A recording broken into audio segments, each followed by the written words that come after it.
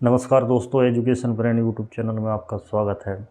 ये वीडियो देखने से पहले अगर आपने इससे पिछला वाला वीडियो जो कि कक्षा 10 की गणित स्टार्ट की थी वास्तविक संख्याएं, उसको देखने के बाद आप इस वीडियो को देखें जो जब आपको अच्छे समझ में आए। तो पिछले वीडियो में हमने जो बात की थी कि वास्तविक संख्याओं के बारे में चर्चा की थी कि संख्याएँ क्या होती हैं। फिर उसके बाद अंकगणित की आधारभूत प्रमेय पढ़ी थी और फिर उसी की सहायता से हमने एक उदाहरण किया था जिसमें एलसीएम और एचसीएफ ज्ञात करते हैं। उसके बाद एक अगला उदाहरण तीसरे नंबर का, जिसको अब देखते हैं। इसमें 3 संख्याएं दी हैं और मैंने एक फार्मूला भी बताया था आपको कि जब 2 संख्याओं का एलसीएम निकाला जाता है तो उनके एलसीएम और एचसीएफ का गुणनफल उन संख्याओं के गुणनफल के बराबर होता है। केवल 2 संख्याओं के लिए ही ये फार्मूला काम करता है, 3 संख्याओं के लिए फार्मूला ये काम नहीं करता। तो आप इस बात को ध्यान रखें। तो अपन 3 संख्याओं का एलसीएम और एचसीएफ निकालना तो कैसे निकालेंगे, आप यहाँ इसको ध्यान से देखें। तो ये क्वेश्चन दिया है कि 6, 72 और 120 का अभाज्य गुणनखंड विधि से आपको एलसीएम निकालना। तो एलसीएम कैसे निकालेंगे, देखो इसको हल करेंगे तो आपको दिया क्या है, 6, 72 और 120। क्या दिया, 6, 72 बा 120। सबसे पहले आपको ये लिखना है 6, 72 और 120 का अभाज्य गुणनखंड करने पर, है ना। तो 6, 72 और 120 का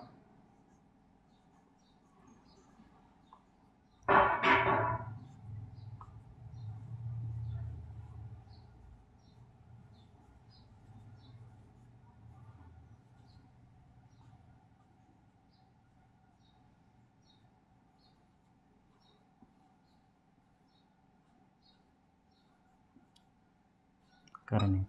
तो ये 6, 72 और 120 का आप अभाज्य गुणनखंड करेंगे। अभाज्य गुणनखंड करना मैंने आपको बताया था, तो कैसे करते हैं वो देख। तो पहले 6 का करते हैं, तो 6 का यहाँ का साइड में ही करेंगे अपन इसको।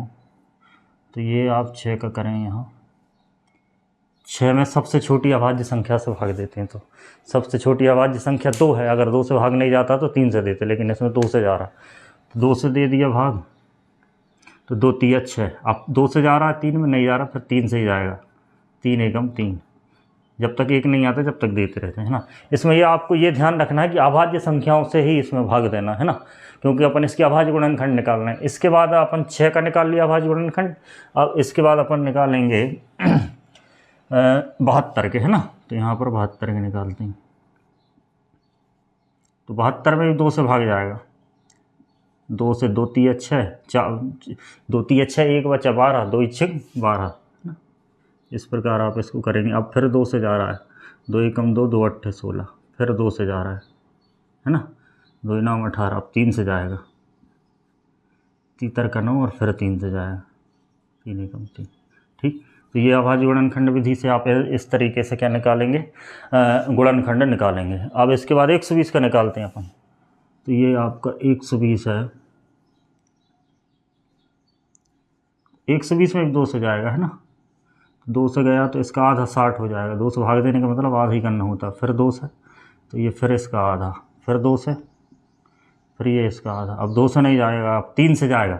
अब 3 और 5 दोनों से जाएगा, लेकिन पहले छोटी संख्या देते हैं सामान्यतः अपन। तो ये 3 से गया, 3 5 15, और अब 5 से गया, 5 एकम 5। यहाँ पर ध्यान देने वाली बात ये है कि आप ये ध्यान रखें कि जो भाग दे रहे हैं वो अभाज्य संख्याओं से ही देना है ना। जैसे यहाँ पर 120 है तो इसमें आप 4 से भाग मत देना। 4 से भी भाग जाएगा 120 में, लेकिन 4 अभाज्य संख्या नहीं, क्योंकि अपन अभाज्य गुणनखंड कर रहे हैं। अब इनके अभाज्य गुणनखंड हो गया। अब इनके अभाज्य गुणनखंड को अपन यहाँ लिखते हैं। जैसे आपका 6 का हो गया, 6 का हो गया 2 गुणित 3। ठीक, 6 का क्या हो गया, 2 गुणित 3। अब इसके बाद आप 72 का लिखेंगे। 72 का आपका हुआ है, शॉर्ट में ही लिखना है। जैसे 2 कितनी बार आया, 1 2 3, 3 बार 2 आया, 2 की घात 3 और 3 की घात 2। तो ये 72 का हो गया। ठीक, इसके बाद आप लिखेंगे 120 का। 120 का आपका होगा 2 की घात 3 और 2 की घात 3, उसके बाद है गुणित 3 गुणित 5। ठीक, तो ये सबसे पहले आपको अभाज्य गुणनखंड करना है। 6, 72 और 120 का एचसीएफ और एलसीएम निकालना है। तो सबसे पहले आपको अभाज्य गुणनखंड करना है। इसके बाद अपन पहले एचसीएफ निकालते हैं, और एचसीएफ निकालने के लिए मैंने बताया था कि यहाँ पर 3 संख्या दी हैं। तो 3 संख्याओं के अभाज्य गुणनखंड में जो कॉमन संख्या है, तीनों में जो अभाज्य गुणनखंड में, तीनों अभाज्य गुणनखंडों में जो संख्या आ रही है उसकी सबसे छोटी घात लेना है ना। तो यहाँ पर देखें तो यहाँ पर 2 इसमें भी है, 2 इसमें भी है और 2 इसमें भी। ठीक, क्या 2 इसमें भी है, 2 इसमें भी, 2 इसमें भी, लेकिन एक में 2 की घात 3 है, दूसरे में भी 2 की घात 3 है, लेकिन तीसरे में 2 की घात क्या है, 2 की घात क्या है, तीसरे में 1 है। तो यहाँ पर सबसे छोटी घात लेना, तो 2 की घात 1 ही सबसे छोटी घात है। इसके बाद और कुछ कॉमन आ रहा तो यहाँ 3 भी कॉमन आ रहा है, 3 इसमें भी है, 3 इसमें भी और 3 इसमें भी।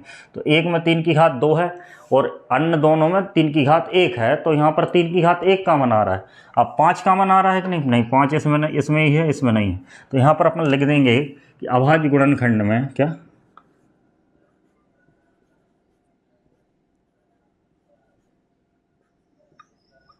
क्योंकि करके लिख दो, क्योंकि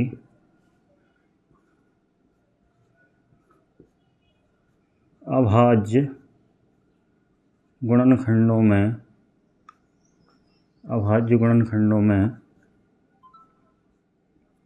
अभाज्य गुणनखंडों में उभयनिष्ठ, कॉमन मतलब तीनों में आता है, उसको हिंदी में उभयनिष्ठ बोलते हैं। उभयनिष्ठ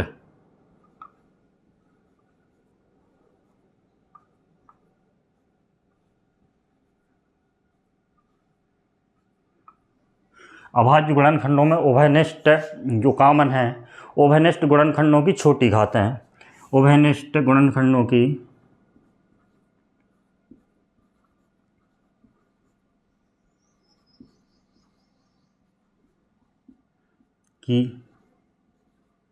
छोटी घात, छोटी घातें, छोटी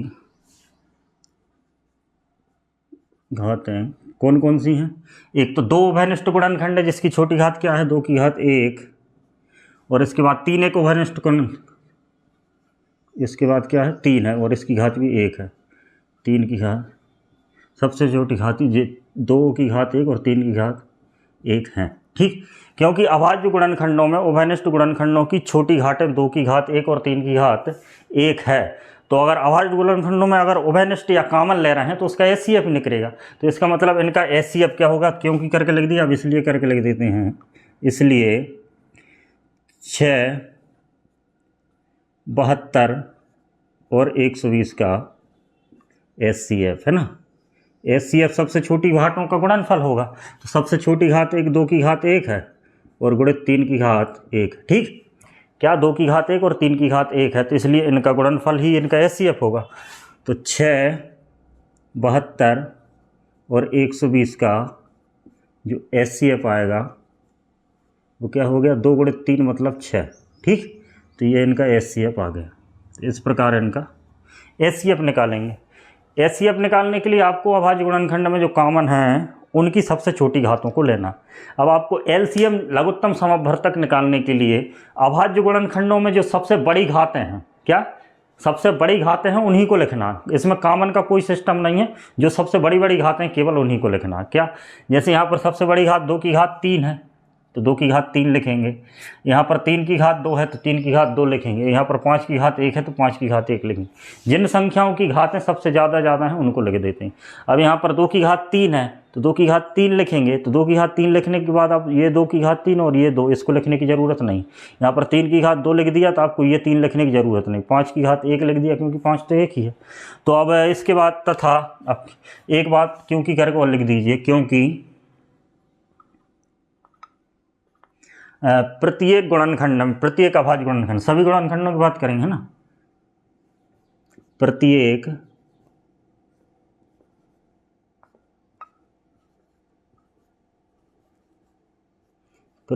अभाज्य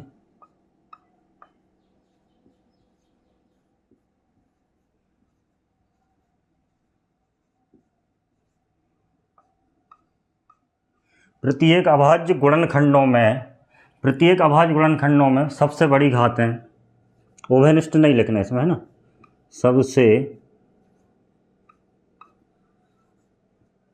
बड़ी घातें कौन कौन सी हैं वो लिख दो। सबसे बड़ी घातें 2 की घात 3, ठीक, 3 की घात 2 व 5 की घात 1 है। ठीक है, लिख दिया, समझ गए। यहाँ पर 2 की घात 3, 3 की घात 2 और 5 की घात 1 है। इसके अलावा कोई बड़ी घात नहीं है। जैसे 2 की घात 1 है तो उसको अब लिखने की ज़रूरत नहीं, क्योंकि 2 की घात 3 लिख दिया। तो ये घातों का गुणनफल ही क्या होगा, एलसीएम होगा जी। मैंने आपको कल समझाया था। तो इसलिए एलसीएम क्या होगा, इसलिए एलसीएम किसका, 6, 72 और 120 का एलसीएम है ना, एलसीएम। इन सभी का गुणनफल क्या होगा, 2 की घात 3 गुणित 3 की घात 2 गुणित 5। ठीक, अब इनका गुणनफल आप करोगे तो 2 की घात 3 का मतलब होता है 8, इसका मतलब होता है 9, इसका 5 ही है। 2 की घात 3 का मतलब 8 ही होता है ना। फिर ये हो जाएगा 8 पंजे 40 और 40 नंबर 360। तो आपका आंसर जो आएगा वो 360 आएगा। क्या आएगा, 360। तो यहाँ आप लिख देंगे तो 6, 72 और 120 का एलसीएम है ना, 6, 72 और 120 का एलसीएम ये है। ठीक, तो इस प्रकार आप सवाल कर सकते हैं। तो ये आपका आंसर आ गया। तो इस तरीके से आप पूरी तरीके से जो प्रॉपर तरीके से मैंने आपको बताया कि तो इस तरीके से जमा के आप इस सवाल को कर सकते हैं। इसके बाद हम अब अगला प्रश्नावली स्टार्ट करते हैं 1.1, जिसमें आपको स्टार्टिंग में ही उनके एलसीएम और एचसीएफ निकालने। यहाँ पर ध्यान ये दें कि अगर 3 संख्याएं दी हैं तो अपन उस फार्मूले का यूज नहीं करेंगे जो 2 संख्याओं में करते थे। 2 संख्याओं में अपन एचसीएफ निकालते थे और उस फार्मूले का उपयोग करके उनका एलसीएम निकाल देते थे। तो यहाँ पर तो 3 के लिए कोई फार्मूला होता नहीं। तो इस तरीके से आप इस सवालों को कर सकते हैं। ठीक है, इसके बाद अपन प्रश्नावली स्टार्ट करते हैं।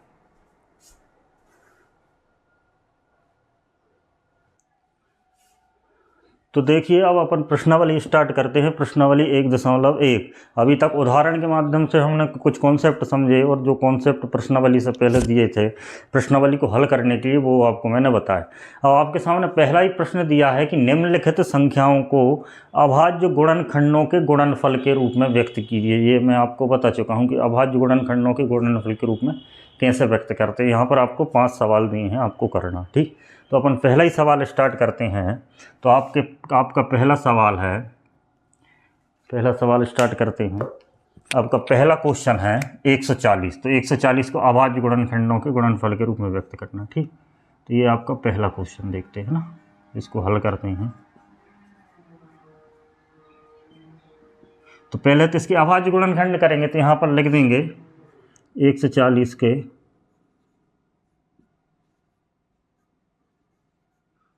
अभाज्य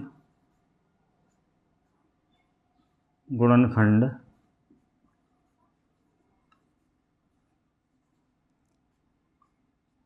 करने पर, अभाज्य गुणनखंड करना मैंने आपको बताया है कैसे करेंगे। ठीक है, पर है ना, अभाज्य गुणनखंड करने पर तो क्या करना है, 140 का वही 140 के अभाज्य गुणनखंड विधि से अभाज्य गुणनखंड करेंगे जी। इस तरीके आप में इस अभाज्य गुणनखंड करते समय आपको इस बात का ध्यान रखना है कि आपको पहले सबसे छोटी संख्या, छोटी अभाज्य संख्या से भाग दे के देखना। अगर उससे नहीं जा रहा फिर उससे बड़ी संख्या से देखना, फिर उससे बड़ी से देखना। इस प्रकार आपको चेक करते रहना। यहाँ पर 140 में स्पष्ट दिख रहा है कि 2 से भाग जाएगा और 2 एक अभाज्य संख्या था, अपन ने 2 से भाग दे दिया। तो ये 140 का आधा हो जाएगा 70 या 2 सत्ते 14, 0 के 0। फिर आप 2 से फिर भाग देंगे, 2 से फिर आप देंगे 70 में। तो 2 पहले 7 में देंगे, 2 3 6, 7 है, 1 बचा तो यहाँ 10 हो गया। 10 में आप 2 से भाग देंगे, 2 पंजे 10। अब 2 से भाग नहीं जा रहा, अब किस से भाग जाएगा? अब 2 से बड़ी संख्या देखनी, 3 से भी नहीं जाएगा। फिर 3 से बड़ी अभाज्य संख्या 5 से भाग जाएगा इसमें। तो आप इसमें 5 से भाग दे दीजिए, 5 7 35। अब 7 अकेला बचा, 7 ही एक अभाज्य संख्या, 7 से भाग चला जाएगा जी। भाग जब तक देते रहना जब तक 1 ना आ जाए। अब ये 140 के अभाज्य गुणनखंड हो चुके हैं। अब 140 के अभाज्य गुणनखंड जो हुए हैं, अब इनको व्यक्त कैसे करेंगे? गुणनफल के रूप में। ठीक है, देखो तो अब देखेंगे यहाँ क्या हो गया। यहाँ 140 के अभाज्य गुणनखंड हो गए। तो 140 बराबर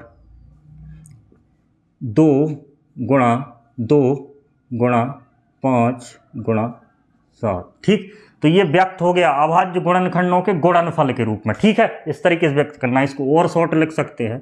तो आपको ऐसे व्यक्त करना। फाइनल आंसर आपका ये होगा कि 2 बार आया, 2 की घात 2 गुणित 5 गुणित 7, है ना। तो ये आपका आंसर आ गया। इस तरीके से आपको ये सभी सवाल करना। समझ गए आप? क्या करना, 140 की अभाज्य गुणनखंड निकालना और उसको जैसे दो बार आया तो उसकी घात लगे तो ये आपका फाइनल आंसर होगा, है ना, ये आपका फाइनल आंसर होगा। इसके बाद अपन अगला सवाल देखते हैं। अगला सवाल है 156। तो 156 को भी इस तरीके से आपको करना है। जैसे अगला सवाल क्या दिया आपको, 156, तो हल में आपको लिखना है, हल क्या लिखेंगे, 156 के अभाज्य गुणनखंड करने पर, है ना, 156 के अभाज्य गुणनखंड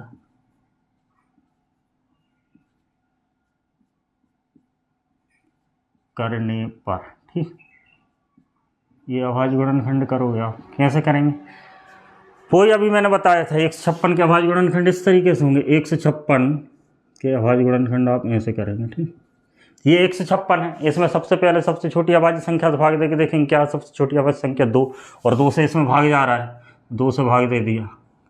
तो भाग कैसे देंगे, 15 है पहले, तो 15 2 सत्ते 14 होता है, 1 बच जाएगा, फिर हो जाएगा 16, 2 अट्ठे 16। ठीक, फिर 2 से जा रहा है, 2 से जा रहा है तो 2 3 6 और 2 इनाम 18। अब 2 से नहीं जा रहा, अब 3 से जाएगा इसमें, क्योंकि 13 3 39 होता है ना, तो ये हो जाएगा 13 बार, और फिर 13 ही से जाएगा, क्योंकि 13 खुद स्वयं एक अभाज्य संख्या है, और अभाज्य संख्या में अभाज्य संख्या से ही भाग जाएगा, इसलिए 13 से जाएगा। ठीक, तो ये बात आप समझ गए होंगे।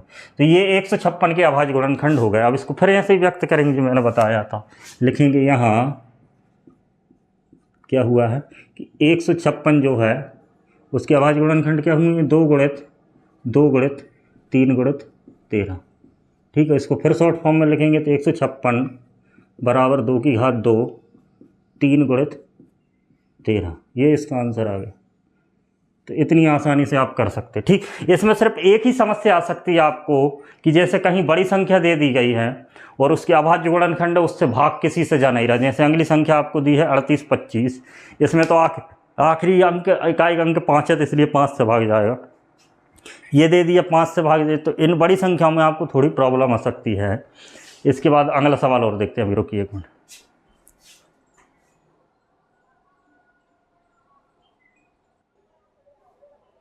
तो देखिए अगला सवाल है आपका 3825। अब इसको कैसे हल करेंगे, ये थोड़ा बड़ा होगा, इसको मैं यहीं बताता हूँ। तीसरे नंबर का जो सवाल है 3825, तो आप लिखिए 3825। ठीक, ये 3825 है ना, इसके भी अभाज्य गुणनखंड करना है, तो इसको सॉल्व करके लिखेंगे हल।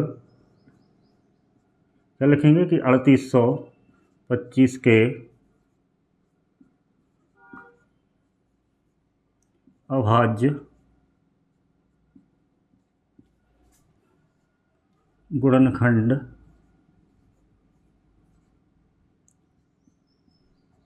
करने पर, है ना, अभाज्य गुणनखंड कैसे करना, वही वैसे ही 3825 लिखेंगे यहाँ और इसमें भाग देंगे। तो यहाँ पर ध्यान दें कि इसमें 2 से भाग जा रहा है कि नहीं, किससे, 2 से भाग जा रहा है कि नहीं, तो 2 से तो भाग जाएगा ही नहीं, क्योंकि ये तो एक विषम संख्या है। विषम संख्या में 2 से भाग नहीं जाता, सम संख्या में जाता है ना। तो ये बात आप समझ गए हैं। क्या इसमें 3 से भाग जा रहा है, तो 3 से भाग देने चेक करने का तरीका ये है कि इन सभी संख्याओं के, ये संख्या दी, इसके जो डिजिट हैं, जिनके अंक हैं, इनको जोड़ कर देख लो। यदि उस जोड़ में 3 से भाग जा रहा है तो भाग जाएगा। ये आपने विभाज्यता के नियम में पढ़ा होगा। तो 8 और 3 11 और 2 17, 11 और 2 13 और 5 18, 13 और 5 18, मतलब 18 में 3 से भाग जा रहा है तो इसमें भी 3 से जाएगा। देखो 3 से इसमें भाग कैसे देंगे, तो यहाँ पर 3 से अपन इसमें भाग देंगे, 3 एकम 3। ठीक, अब 8 बचा, 8 में 3 दूनी 6, तो 8 था तो 2 बचा, तो ये 22 हो गया। फिर 30 आते 21, तो 22 था तो 1 बचा, तो वो उधर 5 है, तो 1 और 5 हो गया 15, और 3 5 15। फिर इसमें 3 से भाग जाएगा, है ना, ध्यान रखना, क्योंकि 12 में 3 से जाता है और 75 में 3 चौके 12, 3 दूनी 6, 1 बचा, 3 5 15। अब इसमें 3 से भाग जाएगा, इसमें अब 3 से नहीं जाएगा, अब इसमें 5 से जाएगा, है ना। तो ये 5 से भाग दिया, 5 8 40, 42 है तो 40, और 2 बचे 55, फिर 25, अब 85 है, फिर 5 से जाएगा इसमें, और ये 17 85 होता है 17, अब 17 से जाएगा इसमें, 17 एकम 17। ठीक, ये बात समझ गए होंगे। 3 से जाएगा, फिर 3 से जाएगा, फिर 5 से जाएगा, फिर 5 से जाएगा, फिर 17 से जाएगा और आखिरी में 1 आ जाएगा। तो इस प्रकार इसके अभाज्य गुणनखंड करेंगे। और फिर अपन को यहाँ क्या लिखना है कि यहाँ 38 25 के अभाज्य गुणनखंड क्या हुए, 38 25 के अभाज्य गुणनखंड जो हुए हैं 3 गुणित 3 गुणित 5 गुणित 5 गुणित 17। ठीक, ये आप समझ गए होंगे। 3 गुणित 3 गुणित 3 गुणित 5, 3 2 बार 3 का गुणा, 5 बार 5 का 2 बार गुणा। ठीक, अब इसको शॉर्ट फॉर्म में वो घात के रूप में लिखेंगे तो ये 25 हो जाएगा बराबर 3 की घात 2, 5 की घात 2 और 17। इस तरीके से इसका ये आंसर निकल जाएगा। तो ये 3 सवाल रहे आपके, मैंने 3 सवाल करवा दिए। इसके बाद अगला सवाल और ये वाला सवाल अभी और करते हैं। तो ये बातें आपको क्लियर हो रही होंगी। ठीक है, तो ये आप जैसे नोट्स बनाना चाहते हैं तो आप इसका स्क्रीनशॉट ले लें या वीडियो को पॉज करके आप इसके नोट्स बना सकते हैं और इनका रिवीजन करते रहें, है ना, क्योंकि अभी तो मैं पूरे सवाल करा रहा हूँ। तो एक ही तरीके से अगर कुछ सभी सवाल होंगे तो उनमें से 1-2 सवाल मैं कराऊंगा, उसके बाद आपको बाकी के सवाल करना है ना। तो ये 3 क्वेश्चन रहे, इसके बाद 2 क्वेश्चन और कर रहे हैं।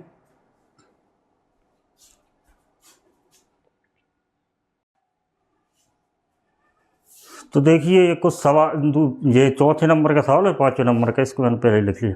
तो अपन ये चौथे नंबर का 3 सवाल कर लिए, तो ये देखते हैं, है ना। चौथे नंबर का सवाल है कि 5005 का अभाज्य गुणनखंड के गुणनफल के रूप में व्यक्त कीजिए। तो अपन 5005 को सबसे पहले अभाज्य गुणनखंड करेंगे, उसके तब अभाज्य गुणनखंड करते हैं। तो यहाँ पर 5005 है ना, 5005 की अभाज्य गुणनखंड करेंगे। ठीक है, ये 5, तो 5005 में 2 से भाग तो जा ही नहीं रहा। क्यों नहीं जा रहा? क्योंकि ये तो विषम संख्या है। और 3 से भाग नहीं जा रहा क्योंकि इसके अंकों का योग 10 आ रहा है और 10 में 3 किससे भाग नहीं जाता। तो अब इसमें 5 से ही भाग जाएगा। किससे जाएगा? 5 से। तो 5 एकम 5 0 0, फिर 5 एकम 5। अब क्या इसमें 5 से भाग जाएगा? 5 से भाग नहीं जाएगा, अब इसमें जाएगा 7 से भाग, है ना।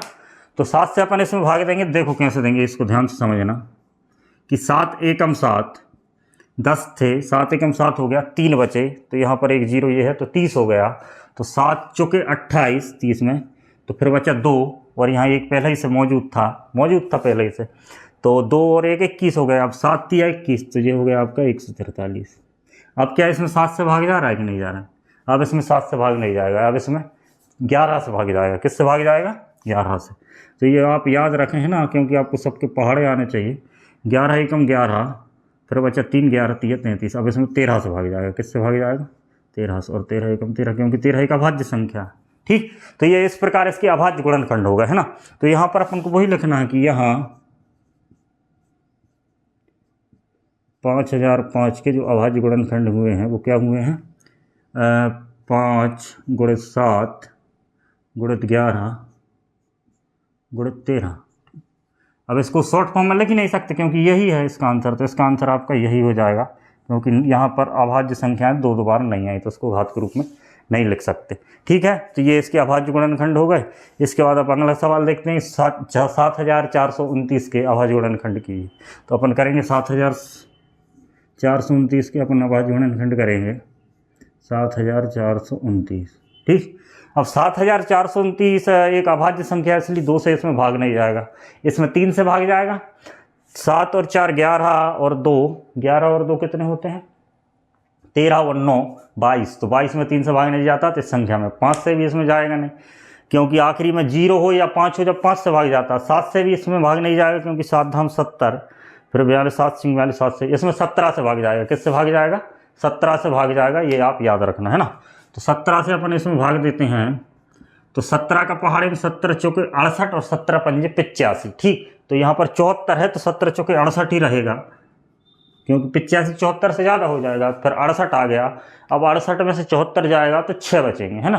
क्या बचेंगे? 74 में से 68 जाएगा तो 6 बचेंगे। और 6 2 इधर पहले ही से मौजूद है, तो 6 और 2 हो गया 62 62। अब 62 में अपन 17 से भाग देंगे तो 17 तिया 51। कितना? 51, क्योंकि 17 चौको 68 होता, जो कि 62 से ज़्यादा हो जाएगा। तो 17 तिया 51। ठीक, 17 तिया 51 और 62। तो 62 में से 51 गए, कितने बच्चे? 11। और यहाँ पर 9 पहले से ही मौजूद है, तो 11 और 9 मिलकर 119 बना लेंगे। कितने बना लेंगे? 119। और 119 में 17 पूरी तरीके से भाग जाता है, 17 7 119। ठीक, अब इसमें किससे भाग जाएगा? अब फिर इसमें 17 से भाग जा रहा है क्या? 17 एकम 17, 17 दूनी 34, बचे कितने? 34, 9।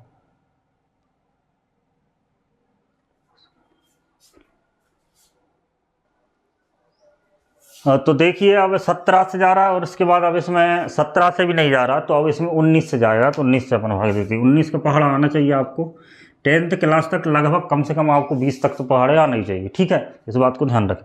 तो 19 दूनी क्या होते हैं? 38। 43 से 5 बचे, क्योंकि 43 में 37 जाएंगे तो 5 बचेंगे, और आखिरी में जो इकाई का अंक 7 है, तो 5 और 7 कितने होंगे? 57, 57 होंगे, और 19 दिए 57, ये 3 बार कट गया। फिर अब 23 आ गया। अब 23 में भाग तो किसी से जाते नहीं, 23 से जाता, क्योंकि 23 अभाज्य संख्या, तो ये 23 से चला जाएगा 1। ठीक, तो ये इस प्रकार आपके यहाँ पर इसके गुणनखंड हो गए। किसके हो गए? यहाँ पर 7429 के गुणनखंड क्या हो गया? 17 गुणित 19 गुणित 23। इसमें भी 2 बार कुछ नहीं आया, तो यहाँ पर इसका ही ये आंसर यही होगा, है ना। ठीक, तो ये आपके प्रश्नावली 1.1 के पहला सवाल हो गया। अब इस वीडियो को अपन यहीं ख़त्म करते हैं, क्योंकि अभी स्टार्टिंग वीडियो, इसलिए ज़्यादा लंबा वीडियो नहीं बनाएंगे अपन। इस प्रश्नावली को अपन एक, मतलब जो चैप्टर 1 वास्तविक संख्या है, इसको 2 या 3 वीडियो, 2 वीडियो तो हो चुकी, तो आगे 2 वीडियो में और इसको ख़त्म कर देंगे। तो यहाँ तक आपको समझ में आ रहा है ना? मुझे विश्वास है कि आपको यहाँ तक समझ में आ रहा है। यदि आपको ये वीडियो अच्छा लग रहा हो और मेरे साथ आप कक्षा 10 की गणित की तैयारी करना चाहते हों, तो आप इस चैनल से जुड़ सकते हैं। इस चैनल को आप सब्सक्राइब करें, और आपको पढ़ाना अच्छा लग रहा है तो आप इस वीडियो को लाइक करें। धन्यवाद।